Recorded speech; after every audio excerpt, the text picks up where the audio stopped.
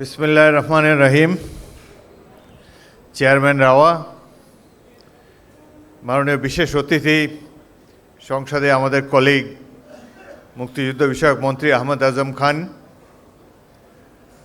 East Bengal রেজিমেন্টের প্রাক্তন সদস্যবৃন্দ,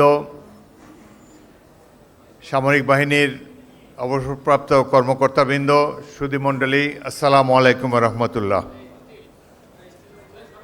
প্রথমে আমি ধন্যবাদ জানাই রাওয়া এবং রাওয়া চেয়ারম্যান ব্রিগেডিয়ার আব্দুল হক এবং তাদের নির্বাহী কমিটিকে, রাওয়ার সকল সদস্যকে এই ধরনের চমৎকার একটি অনুষ্ঠান আয়োজন করার জন্যে। আমাকে আমন্ত্রণ জানিয়েছেন, সেজন্য আমি কৃতজ্ঞতা জানাচ্ছি। একটু আগে মাননীয় মন্ত্রী আহমদ আজম খান চমৎকার বক্তব্য রেখেছেন। সুন্দরভাবে অনুষ্ঠানটি পরিচালিত হচ্ছে দেখে আমি খুবই আবেগ আপ্লুত হয়েছি। ইস্ট বেঙ্গল রেজিমেন্ট আমাদের কাছে অত্যন্ত প্রিয় একটি নাম। এই নাম হৃদয়ে ধারণ করেছি। যেদিন থেকে কমিশন পেয়েছি সেদিন থেকে মৃত্যু পর্যন্ত আমার হৃদয় লালন করব ইস্ট বেঙ্গল রেজিমেন্টের নাম। আমি তো ভাগ্যে বিশ্বাস করি। এখন 82 বছর বয়স হয়েছে। মনে হয় যে নিজের ইচ্ছায় কিছুই করি নেই, উপরওয়ালাই পরিচালিত করেছেন। ডেস্টিনিতে যা লেখা আছে সেভাবেই সময় যাচ্ছে। কোনোদিন সামরিক বাহিনীতে যাব চিন্তা করি নেই। ফুটবল খেলা নিয়েই ব্যস্ত ছিলাম।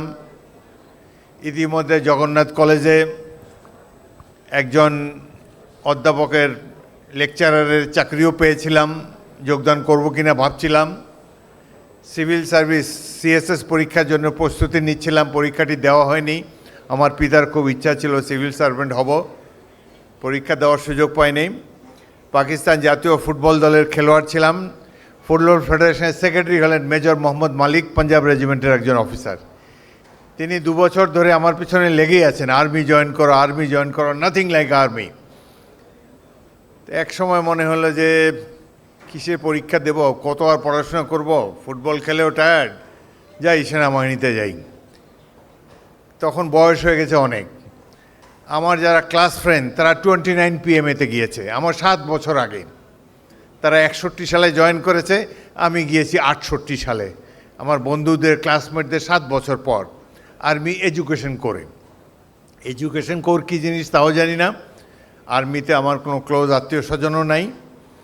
ভেবেছিলাম যে মিলিটারি একাডেমি কাকুলে গিয়ে বোধহয় পড়াতে হবে ছাত্রদেরকে। তারপরে সেখানে রোমান উর্দু বলে একটা ভাষা আছে, এটাও শিখাতে হবে সৈনিকদেরকে। তো কিছু না বুঝেই ফুটবল ভালোভাবে খেলতে পারবো এটা চিন্তা করেই আর্মিতে জয়েন করলাম।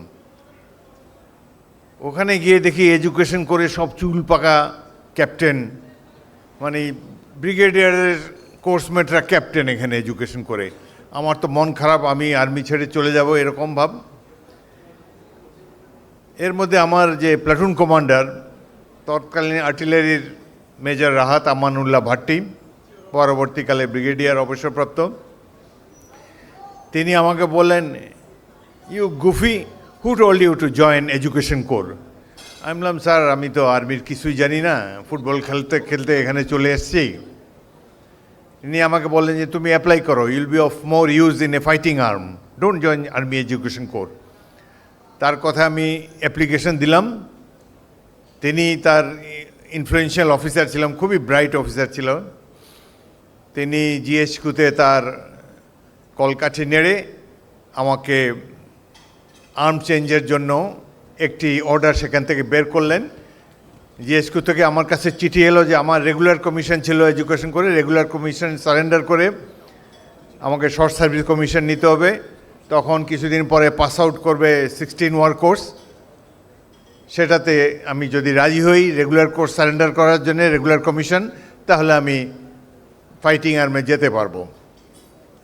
তো আমার প্লাটুন কমান্ডার বলে, ডোন্ট ওয়ারি, অনেক শর্ট সার্ভিস কমিশন অফিসার আর্মিতে জেনারেল হয়েছে, তুমি রাজি হয়ে যাও। তা আমি রাজি হয়ে গেলাম, সই করে দিলাম। তো আমি আমার কোর্সের ব্যাটালিয়ন সিনিয়র আন্ডার অফিসার ছিলাম।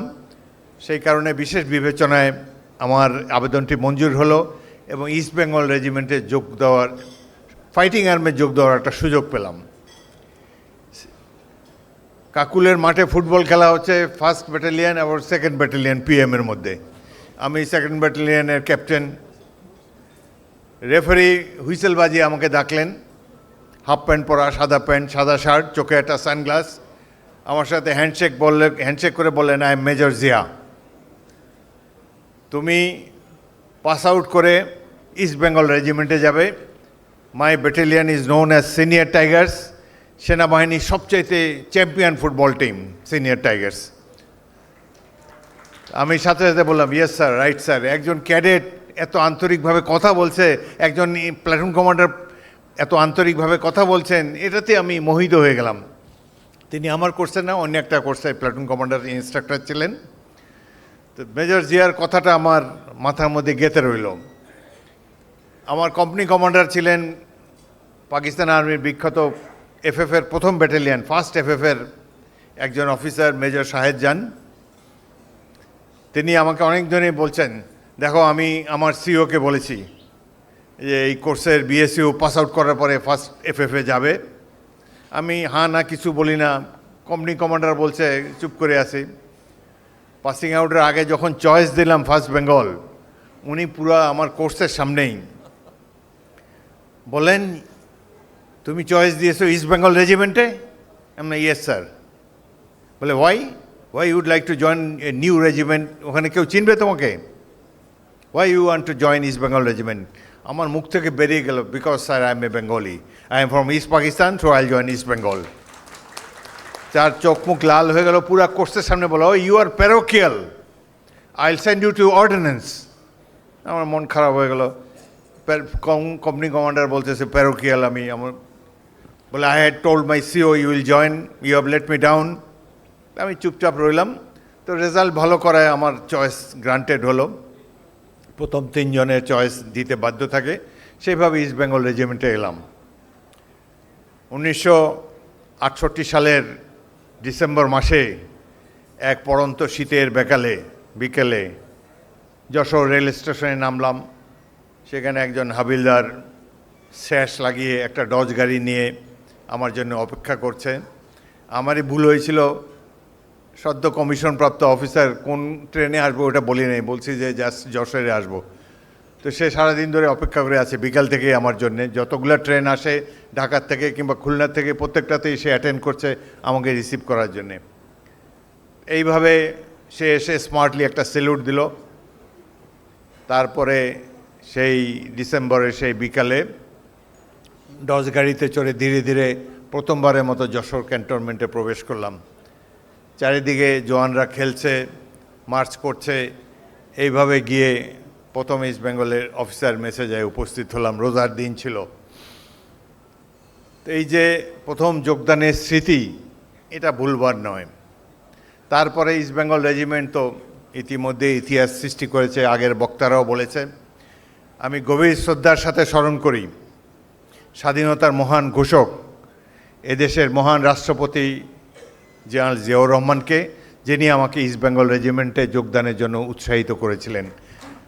তার কথাতেই আমি ইস্ট বেঙ্গল রেজিমেন্টে যোগ দিয়েছি, অন্যদের ভ্রুকুটি উপেক্ষা করে।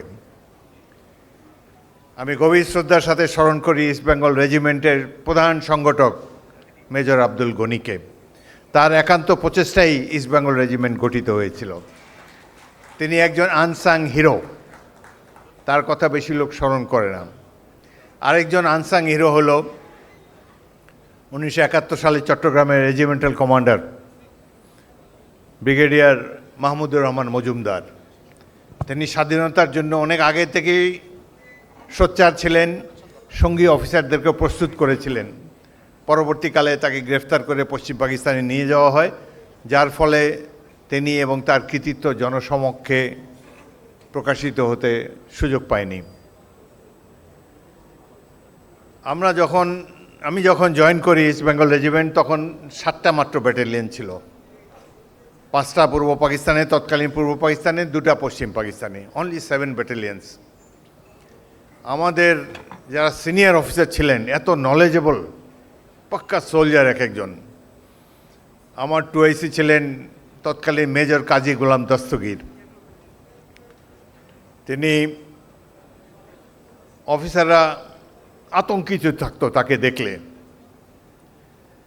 আমার সিও ছিলেন একজন পশ্চিম পাকিস্তানি উর্দু ভাষী মহাজির কর্নেল জাইদি।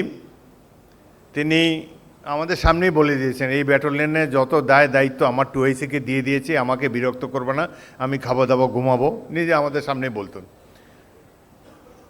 মেজর দস্তগীর যখন সিও হলেন, লেফটেন্যান্ট কর্নেল হলেন, আমরা থাকতে থাকতেই 69-এ, তখন দরবারের মধ্যে বিদায়ী সিও কর্নেল জাইদি বলছেন, আমি অত্যন্ত আল্লাহকে ধন্যবাদ জানাই, আমার চাইতে বহু গুণে দক্ষ একজন অফিসার কাজী গোলাম দস্তগীরকে এই ব্যাটালিয়নের দায়িত্ব দেওয়া হয়েছে। আমরা অনেক কিছু শিখেছি আমাদের সিনিয়র অফিসারদের কাছ থেকে। কোম্পানি কমান্ডার হিসাবে এই যে 150 জওয়ান, কে কয়টা বিয়ে করেছে, কয়টা বাচ্চা, এগুলো আমাদের মুখস্থ করতে হতো। তার সমস্যা কি জানতে হতো, সমাধান করার চেষ্টা করতে হতো। আরেকটা কথা একজন বক্তা বলেছে, খুব ভালো একটা মানে সৈনিকদের সাথে মিলিত হওয়ার অকেশন ছিল ওই যে পে প্যারেড। জেনারেল জাহাঙ্গীর বলেছেন, একটা চেয়ার টেবিল নিয়ে বসতাম, লেফটেন্যান্ট কিংবা সেকেন্ড লেফটেন্যান্ট, জওয়ানরা লাইন দিয়ে এসে বেতন নিয়ে যেত, কথা বলতাম, টুকটাক কথা হতো। এই যে একটা টাচ ছিল একজন সোলজারের সাথে তার কোম্পানি কমান্ডারে, এটা তো ধীরে ধীরে হারিয়ে গিয়েছে। এটি পুনর্প্রবর্তন করা উচিত বলে আমি মনে করি। 71-এর কথা একটি চিত্রে ইতিমধ্যে দেখানো হয়েছে, সেটা আমি বলতে চাই না। তবে মূল যে প্রতিপাদ্য, ইস্ট বেঙ্গল রেজিমেন্ট যদি 1971 সালে পাক বাহিনীর গণহত্যার প্রতিবাদে প্রতিরোধ যুদ্ধ শুরু না করত, তাহলে এই দেশ এখনো পাকিস্তান থাকত। যখন স্বাধীনতার কথা কিন্তু রাজনীতিকরা চিন্তাও করে নাই। 1970 সালের ভোট হয়েছে 6 পয়েন্টের উপরে। সেই সময় মূল দর্শন ছিল যে পাকিস্তানিরা পশ্চিম পাকিস্তানে যে 4টি প্রদেশকে যেভাবে লুক আফটার করে, যেভাবে সমৃদ্ধ করে, পূর্ব পাকিস্তান নেগলেক্টেড, পূর্ব পাকিস্তানে অর্থ বরাদ্দ দেওয়া হয় না। এই যে তখনকার আন্দোলনটির নাম ছিল প্যারিটির আন্দোলন। এই দুটি উইংয়ের মধ্যে প্যারিটি ছিল না, সম্পদের সমবন্টন ছিল না। এই জন্য পূর্ব পাকিস্তানের জনগণ ক্ষুব্ধ ছিল। এটিকে সম্বল করে আওয়ামী লীগ তৎকালীন নির্বাচনটি জিতেছিল। তো পাকিস্তানের কাঠামোতে, রাষ্ট্রীয় কাঠামোতে সমান সুযোগের জন্য 70-এর নির্বাচনটি হয়েছিল। স্বাধীনতার কখনোই উচ্চারিত হয়নি। এমনকি যখন ক্র্যাকডাউন করলো পাকিস্তান আর্মি 25শে মার্চ নিরীহ বাঙালিদের উপরে, ক্র্যাকডাউনের অব্যবহিত পূর্বে প্রথম প্রধানমন্ত্রী তাজউদ্দিন সাহেব, আওয়ামী লীগের সাধারণ সম্পাদক, তিনি শেখ মুজিবুর রহমানের কাছে গিয়েছেন, গিয়ে বলেছেন যে পাকিস্তানিরা আক্রমণ করতে যাচ্ছে, দেশের মানুষ স্বাধীনতা চায়, এখনও সময় আছে, আপনি স্বাধীনতা ঘোষণা করুন। শেখ মুজিবুর রহমান সাহেব বললেন যে না, আমি বিচ্ছিন্নতাবাদী হতে পারি না, পাকিস্তান ভাঙাতে আমার কোনো অবদান থাকুক এটি আমি চাই না, সুতরাং স্বাধীনতা ঘোষণা আমি দেব না। স্বাধীনতা ঘোষণা দেননি। পাকিস্তানিরা ক্র্যাকডাউন চালালো, লক্ষ লক্ষ মানুষ ঘর বাড়ি ছেড়ে উদ্ভ্রান্ত হয়ে পালিয়ে যাচ্ছে, গ্রাম থেকে গ্রামান্তরে পালিয়ে বেড়াচ্ছে। পাক বাহিনী মেশিন গান, মর্টার, কামান দিয়ে নিরীহ মানুষ গুলি করে হত্যা করছে। এই সময় যে কোনো জাতি অবদমিত হয়ে যেত, চুপচাপ হয়ে আত্মসমর্পণ করত। এমনই এক মহেন্দ্রক্ষণে জনগণের পক্ষে, মা বোনদের ইজ্জত রক্ষার জন্যে, দেশের মানুষের জীবন রক্ষার জন্যে বিপুল প্রতিরোধ গড়ে তুলেছে ইস্ট বেঙ্গল রেজিমেন্ট। এই সময় স্বাধীনতার ঘোষণা দিয়েছেন মেজর জিয়াউর রহমান। এটি হলো প্রকৃত সত্য, যে ঘোষণায় জাতি উদ্দীপ্ত হয়েছে, অনুপ্রাণিত হয়েছে। হাজার হাজার ছাত্র যুবক ঘর বাড়ি ছেড়ে দৌড়ে এসেছে যে যুদ্ধ করবে। 71 যারা দেখে নেই তারা দুর্ভাগা। আমরা ভাগ্যবান 1971 সাল দেখতে পেয়েছি। আমাদের তো মাত্র 5টা ব্যাটালিয়ন ছিল, 4000 সৈনিক, মুক্তিবাহিনী ছিল প্রায় লক্ষের মতো, বাকিরা তো ছাত্র, সাধারণ মানুষ, রিক্সাওয়ালা, মুদি দোকানদার, বাসের হেল্পার, ড্রাইভার, পিয়ন, চাপরাশি, বিশ্ববিদ্যালয়ের শিক্ষক, ছাত্র, যুবক, সকল পেশার মানুষ এসে মুক্তিযুদ্ধে যোগ দিয়েছে। এই যুদ্ধে নেতৃত্ব দিয়েছে ইস্ট বেঙ্গল রেজিমেন্ট। কিন্তু এই কথা ইতিহাসে নাই। স্বাধীনতার অব্যবহিত পরে যে দলটি ক্ষমতায় আসলো তারা বলল যে 7ই মার্চে একটা ভাষণ শুনেছি, ওই ভাষণেই দেশ স্বাধীন। মাঝখানে যে যুদ্ধ, হাজার হাজার মানুষ জীবন দিল, লক্ষ মানুষ আত্মাহুতি দিল, তার কোনো উল্লেখ নাই স্বাধীনতা যুদ্ধের পরবর্তীকালে ইতিহাসে। আমরা তো চোখের সামনে দেখেছি, এখনো জীবিত আছি, কিভাবে হাসতে হাসতে বাঙালিরা জীবন দিয়েছে স্বাধীনতা অর্জনের জন্য। সেই মহাকাব্য চিরকাল বাংলাদেশের নাগরিকদেরকে গর্বিত করবে। রাজনীতিবিদরা সাধারণত অন্যের কৃতিত্ব হাইজ্যাক করেন, কাউকে কৃতিত্ব দিতে চান না নিজেরা এবং নিজের দল নেতাকে ছাড়া। কিন্তু প্রকৃত তথ্য হলো 1971-এর মহান মুক্তিযুদ্ধ ছিল জনতার যুদ্ধ, একটি জাতির যুদ্ধ। পাকিস্তানিরা ভুল করেছিল, একটা আর্মি আরেকটা আর্মির সাথে যুদ্ধ করতে পারে, কিন্তু পাকিস্তানিরা বাঙালি জাতির সাথে যুদ্ধ করতে চেয়েছে, এই কারণেই পরাজিত হয়েছে। জাতির সাথে যুদ্ধ করা কোনো সামরিক বাহিনীর কাজ নয়। এই যে ভুল তারা করেছে, যে কারণে তাদের এই পরিণতি হয়েছে, 90,000 এখানে সারেন্ডার করতে হয়েছে। 1971-এ এই যে গৌরবময় অধ্যায়, ইস্ট বেঙ্গল রেজিমেন্টের 5টি ব্যাটালিয়ন, তখন একটি ছিল প্রথম বেঙ্গল যশোরে, দ্বিতীয় ইস্ট বেঙ্গল জয়দেবপুরে, তৃতীয় ইস্ট বেঙ্গল সৈয়দপুরে, চতুর্থ ইস্ট বেঙ্গল কুমিল্লায় এবং অষ্টম ইস্ট বেঙ্গল চট্টগ্রামে। 5টি ক্যান্টনমেন্টে আলাদা আলাদাভাবে কেউ কারোর সাথে যোগাযোগ না রেখে বিদ্রোহ করেছে পাকিস্তানিদের গণহত্যার প্রতিবাদ করে তারা জনগণকে সংগঠিত করেছে। মেজর জিয়াউর রহমান স্বাধীনতার ঘোষণা করেছেন, জনগণকে আহ্বান জানিয়েছেন মুক্তিযুদ্ধে অংশগ্রহণ করার জন্যে। সেই জন্যেই 9 মাস ব্যাপী রক্তাক্ত মুক্তিযুদ্ধ সংগঠিত হতে পেরেছেন। এটি কোনো রাজনৈতিক দলের যুদ্ধ নয়, বাঙালিদের অস্তিত্ব টিকিয়ে রাখার যুদ্ধ। এই যুদ্ধে বীরত্বের সাথে যুদ্ধ করেছে বাঙালিরা, সেই জন্য আমি ইস্ট বেঙ্গল রেজিমেন্টের প্রতি কৃতজ্ঞতা জানাই।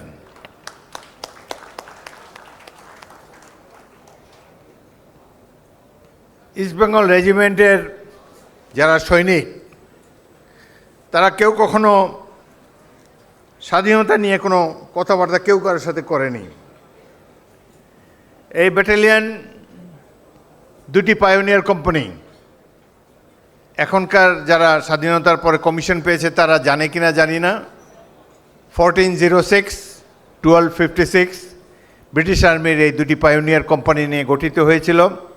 কুর্মিটোলাতে ফার্স্ট বেঙ্গলের প্রথম commanding officer VJE, lieutenant colonel VJE Patterson.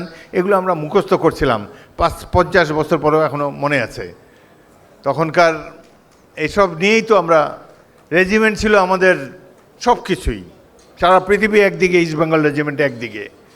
এখনও এই 82 বছর বয়সে, স্বাধীনতা এত বছর পর, রাস্তা দিয়ে যখন দেখি ইস্ট বেঙ্গল রেজিমেন্টের একজন সৈনিক হেঁটে যাচ্ছে, মার্চ করে যাচ্ছে, ট্রাকে বসে যাচ্ছে, ওই ক্যাপ ব্যাচটা দেখলে মনটা উদাস হয়ে যায়। কিসের স্পিকার, কিসের প্রধানমন্ত্রী, কিসের রাষ্ট্রপতি?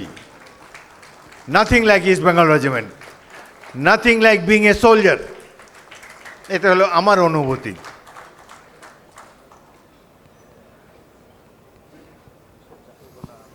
এই ইস্ট বেঙ্গল রেজিমেন্টের অনেক গর্বিত সৈনিক, major Ziaur Rahman, major lieutenant colonel Ziauddin এবং আরও অনেক বীর সদস্যরা, যাদের সাথে যুদ্ধক্ষেত্রে, যাদের অধীনে যুদ্ধ করতে পেরেছি, তাদেরকে গভীর কৃতজ্ঞতার সাথে স্মরণ করি। ফার্স্ট ইস্ট বেঙ্গল রেজিমেন্টের প্রথম ব্যাটালিয়ন 1965 সালে বেদিয়ান সেক্টরে পাক ভারত যুদ্ধে লাহোর রক্ষায় অত্যন্ত গুরুত্বপূর্ণ ভূমিকা রেখেছে এবং পুরো পাকিস্তান আর্মির মধ্যে সবচাইতে বেশি গ্যালান্ট্রি অ্যাওয়ার্ড অর্জন করেছে। 3টি সিতারা জোরাত, commanding officer lieutenant colonel AT Khairul Haque, সুবেদার আজিম খান, সুবেদার মোহাম্মদ আলী, 8 জন তামগায়ে খেদমত, এর মধ্যে একজন আছে তৎকালীন সিপাহী আবুল হাশেম টিজে, তামগায়ে জুরাত পেয়েছে, 71-এ মুক্তিযুদ্ধে বীর বিক্রম খেতাব পেয়েছে। আমার দেখা সবচেয়ে সাহসী সৈনিক এখানে বীর বিক্রম পেয়েছে, তাকে আরও হাই অ্যাওয়ার্ড দেওয়া হয়েছিল।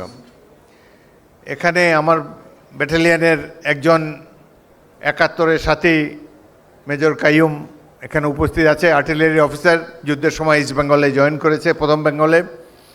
তার অধীনস্থ সৈনিক সিপাহী হামিদুর রহমান দলইয়ের যুদ্ধে বীরশ্রেষ্ঠ খেতাব অর্জন করে, এবং মেজর কাইয়ুমকে এই নেতৃত্বে দেওয়ার জন্য তাকে একটা গ্যালান্ট্রি অ্যাওয়ার্ড দেওয়া উচিত ছিল বলে আমরা মনে করি।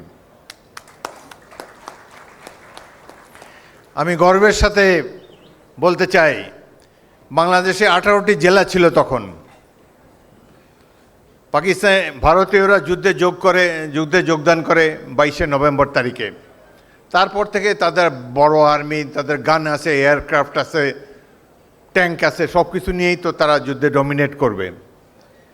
তবু এই 18টি জেলার মধ্যে একটি মাত্র জেলা মুক্তিবাহিনী একক প্রচেষ্টায় দখল করেছে, সেটা হলো সিলেট জেলা শহর। দখল করেছে ইস্ট বেঙ্গল রেজিমেন্টের প্রথম ব্যাটালিয়ন সিনিয়র টাইগার্স। আমি সেই এমসি কলেজের সেই যুদ্ধে আমার 2টি কোম্পানির নেতৃত্ব দিয়েছিলাম 15ই ডিসেম্বর তারিখে। সারাদিনব্যাপী যুদ্ধের পর আমার কোম্পানিরই 8 জন শহীদ হয়েছিল। আমি প্রথম 4 মাস এই ব্যাটালিয়নে কমান্ডিং অফিসার ছিলাম, কারণ আমি একমাত্র অফিসার ছিলাম। পরবর্তীকালে পাকিস্তান থেকে আমার সিনিয়র 2-3 জন অফিসার এসে সীমান্ত অতিক্রম করে যোগ দেন। বিখ্যাত লেফটেন্যান্ট কর্নেল জিয়াউদ্দিন, বীরুত্তম। তখন আমি কমান্ডিং অফিসারের দায়িত্ব হস্তান্তর করি প্রথমে মেজর মইনুল হোসেনের কাছে, তারপর তৎকালীন মেজর জিয়াউদ্দিনের কাছে। মেজর জিয়াউদ্দিনকে গভীর শ্রদ্ধার সাথে স্মরণ করি। প্রকৃত মুক্তিযোদ্ধা, যিনি ঢাকা ব্রিগেডের কমান্ডার হিসাবে, একজন লেফটেন্যান্ট কর্নেল হিসাবে চিঠি লিখেছেন শেখ মুজিবুর রহমানের মতো প্রধানমন্ত্রীকে। চিঠি লিখেছেন, আপনি ভারতের সাথে কি চুক্তি করেছেন সেটি জনসমক্ষে প্রকাশ করুন, নতুবা আরেকটা মুক্তিযুদ্ধ শুরু হবে, আপনাকে ছাড়াই তো আমরা দেশকে স্বাধীন করেছি, আবারও দেশের স্বাধীনতা সার্বভৌমত্ব রক্ষা করব। একজন lieutenant colonel, serving lieutenant colonel Sheikh Mujibur রহমানের মতো বিরাট ব্যক্তিত্বের কাছে এইভাবে চিঠি লিখেছেন। স্বাভাবিকভাবেই তাকে আর্মি থেকে ডিসমিস করে দেওয়া হয়েছে। But this is the spirit of A freedom fighter. স্বাধীনতার সার্বভৌমত্বের প্রশ্নে কোনো ধরনের আপোষ হবে না। যতদিন ইস্ট বেঙ্গল রেজিমেন্ট থাকবে, ইস্ট বেঙ্গল রেজিমেন্টের একটা সৈনিক যতদিন জীবিত থাকবে, এদেশের স্বাধীনতার সার্বভৌমত্ব অক্ষুণ্ণ রাখার জন্যে আমরা সব সময় জীবন উৎসর্গ করতে প্রস্তুত থাকব।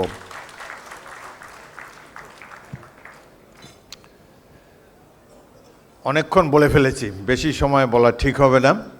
তবে ইস্ট বেঙ্গল রেজিমেন্টের এই যে গৌরব গাথা, এটি আমরা গ্রামে গ্রামান্তরে জনগণের কাছে ছড়িয়ে দিতে চাই, রাজনীতির ঊর্ধ্বে রাখতে চাই। আমরা কামনা করব বাংলাদেশ সেনাবাহিনীও ইস্ট বেঙ্গল রেজিমেন্ট যেভাবে জনগণের ডাকে সাড়া দিয়ে সাধারণ মানুষের কাতারে এসে স্বাধীনতা যুদ্ধে অংশগ্রহণ করেছে, একইভাবে স্বাধীনতার অব্যবহিত পরে east Bengal regiment, army, navy, air force, সামরিক বাহিনী সবাই মিলে, এটি হলো জনগণের বাহিনী, জনগণের প্রভু নয়, জনগণের সেবক সামরিক বাহিনী। এই সামরিক বাহিনী জনগণের জন্যই সবসময় প্রস্তুত থাকবে।